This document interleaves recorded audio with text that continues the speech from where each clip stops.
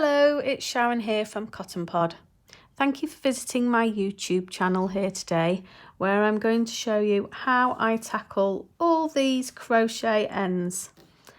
I've been making a baby blanket. It's called the Rainbow Baby Blanket. I've finished all the rows now and I'm ready to tackle all these yarn tails. I like to leave them to the end and do it all in one go as a process. Some people like to do it as they go along. I'm the type of person who leaves it to the end. So what I try to do, and I'm going to zoom in so you can see a little bit more closely what I'm doing, is I try to sort these knots out a little bit before I start darning in. I find that they work themselves loose a little bit, and I also try not to do them up too tightly during the project because I know at the end I'm going to be sorting these knots out. So the first thing I do is I unpick my reef knots. So I tend to use a reef knot when I'm joining yarn. I use the left over right and right over left method to create a reef knot. So you've just seen me unpick the second half of the reef knot there and then tighten up that first part of the reef knot so that it's as close to the blanket as I can possibly get. Now I'm going to do the second half of the knot again, the right over left and under, and I'm going to tighten that up so it really nestles down into the blanket there.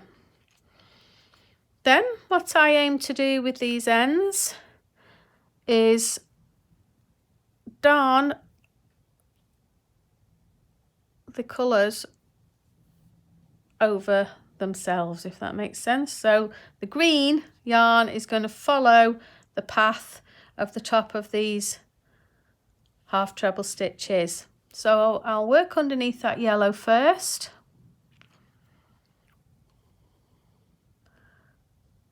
Underneath the green there.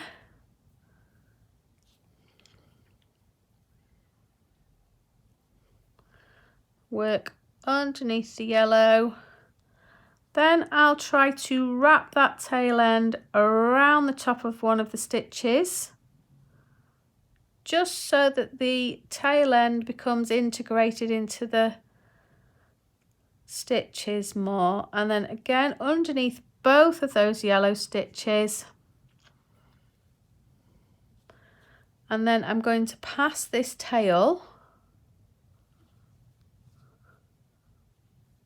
through a number of green loops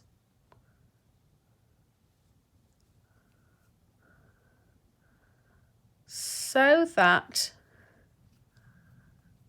it's anchored, and then I'm going to take this tail end back up through to the top, and I'm going to try, as I'm going through to the top, to work through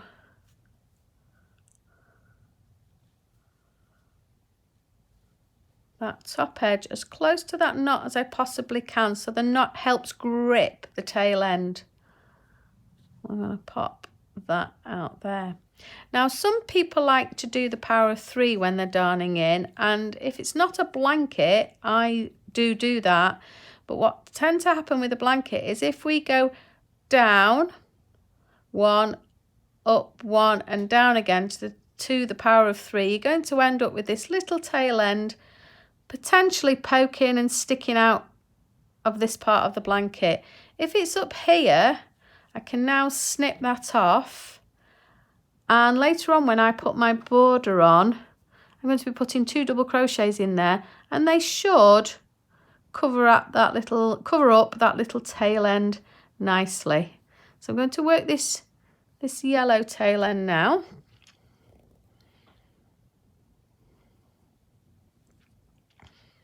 So I'm going to work it again around the yellow stitches to integrate it underneath the green,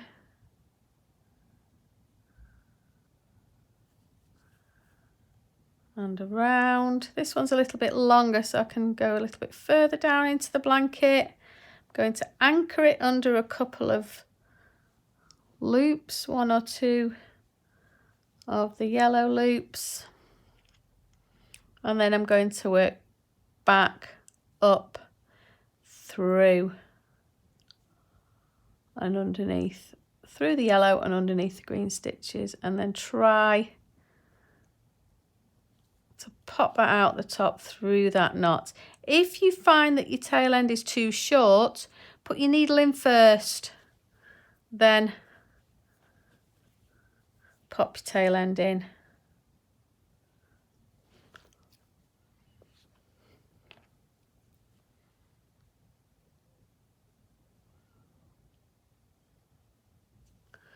And then pull it through. Just pull everything so that the stitching hasn't distorted your blanket, and then snip that off. And as I said before, later on I'm going to be putting 2 double crochet stitches in here, and that should hide any little tufts that are at the top and hopefully secure in those ends permanently. And that is how I darn in my ends. If you've liked what you've seen today, please give me a thumbs up, and please subscribe to my YouTube channel, and then you can see any future crochet tips and tricks that I share with you.